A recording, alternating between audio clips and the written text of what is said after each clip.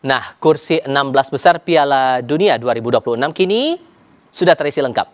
Nah, di pertandingan hari ini Argentina, Mesir, dan Kolombia mengisi 3 tempat terakhir di per-8 final. Sejumlah partai besar akan terjadi di fase ini seperti Spanyol kontra Portugal, Brasil melawan Norwegia, dan tuan rumah Meksiko menghadapi Inggris.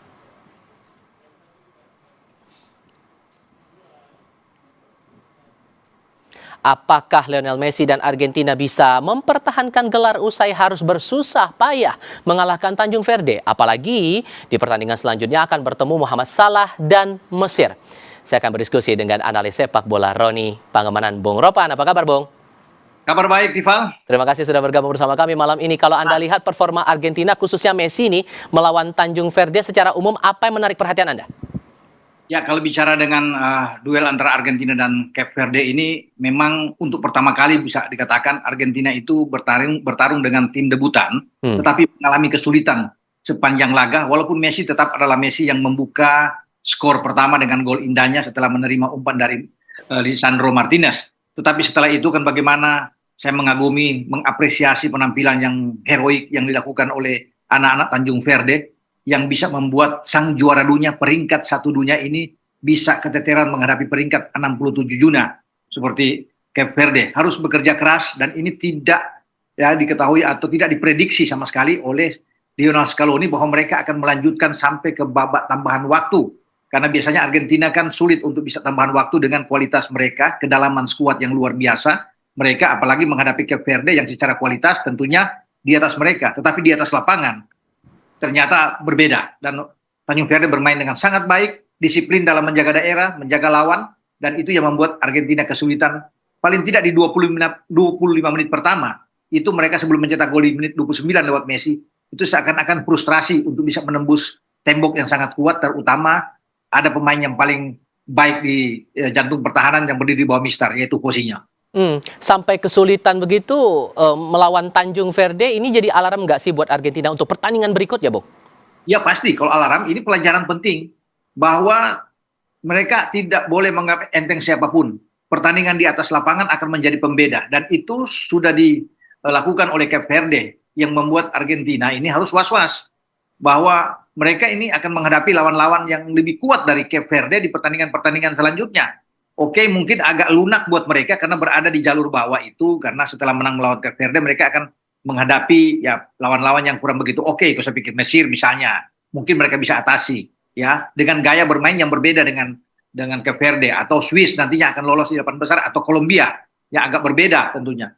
Sehingga mereka harus bisa menyiapkan game plan, terutama bagi Scaloni sebagai pelatih, game plan yang lain yang bisa membuat menaikkan lagi performa dari Argentina, yang tidak harus bertumpuk kepada sosok Messi, tapi semua harus bisa berperan penting di dalam pertandingan ke depan yang lebih sulit dibandingkan mungkin menghadapi Cape Verde. Kalau dilihat Argentina ini performanya lagi kedodoran setelah dari perjalanan panjang, setidaknya sampai sekarang di Piala Dunia, lagi kehabisan bahan bakar kah istilahnya, atau apa yang Anda cermati dari Argentina sejauh ini?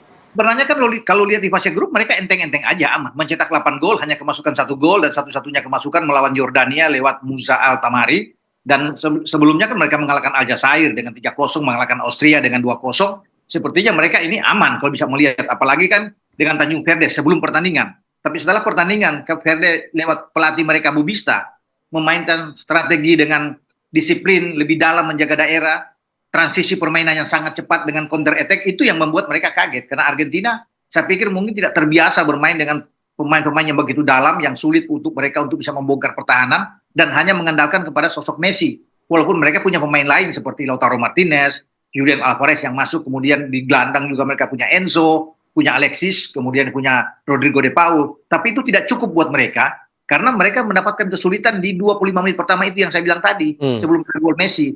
Jadi ini harus menjadi alarm penting bagi Scaloni, di mana semua pemain harus bisa berperan. Tidak boleh harus hanya dengan bergantung Messi menggendong Argentina ini. Karena pasti dengan keterbatasan usia, kelambanan dia bermain di lapangan, itu yang harus dipikirkan menghadapi tim-tim yang lebih kuat nantinya. Karena kemungkinan besar Kolombia sudah tahu, karena sering berhadapan di Amerika Latin, di CONMEBOL.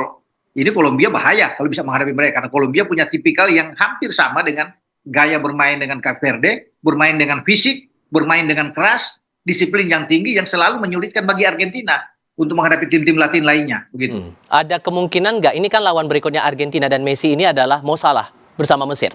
Ada kemungkinan nggak Mesir akan niru polanya Tanjung Verde melawan Argentina sekarang?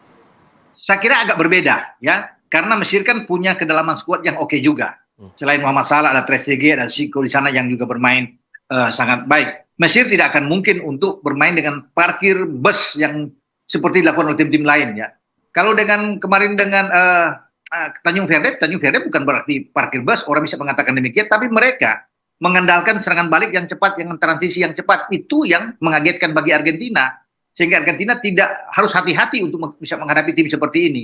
Nah Mesir mungkin agak lebih terbuka, dengan bermain mungkin dengan 4-2-3-1, mereka akan bermain lebih terbuka, dan ini disukai dengan style gaya Argentina, yang ingin kalau lawan itu bisa bermain agak lebih terbuka, mereka akan lebih berkembang. Nah, tergantung sekarang respon dari Mesir. Apakah Mesir bisa meniru gaya dari Cape Verde? Tapi itu bukan corak, bukan karakter Mesir. Sesungguhnya untuk bermain seperti gaya dari Cape Verde. Karena Mesir bukan seperti itu bermain, kalau saya lihat dalam pertandingan-pertandingan yang sudah mereka lakukan di fase grup sampai ketika melawan Australia, begitu. Oke, satu hal lagi. Kalau melihat dinamikanya sudah seperti ini, Bung, Anda melihat Argentina dengan status sebagai sang juara bertahan ini bisa mempertahankan gelar dengan mulus atau malah ada drama-drama dulu nih nanti? Mempertahankan gelar saya pikir masih terbuka buat mereka. Tetapi kan mereka harus bisa melewati, oke Mesir saya pikir mereka bisa lewati.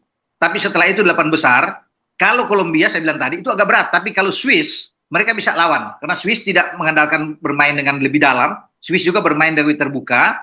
Dan ini disukai juga oleh Argentina. Jadi Argentina lebih akan menghindari, lebih suka kalau Swiss yang keluar lebih mulus buat mereka ke semifinal. Dibandingkan dengan Kolombia yang akan mereka hadapi, karena setelah Kolombia itu pasti akan kerja keras sama seperti mereka bekerja keras melawan Cape Verde, dan bukan tidak mungkin akan diakhiri dengan setelah perpanjangan adu penalti. Ini yang akan berbahaya ketika mereka menghadapi Kolombia yang tahu persis gaya Argentina adalah Kolombia, karena setelah itu mungkin mereka akan berhadapan di semifinal dengan salah satu di antara Brasil, Meksiko atau Inggris yang akan menjadi lawan mereka yang punya level yang sama dengan Argentina.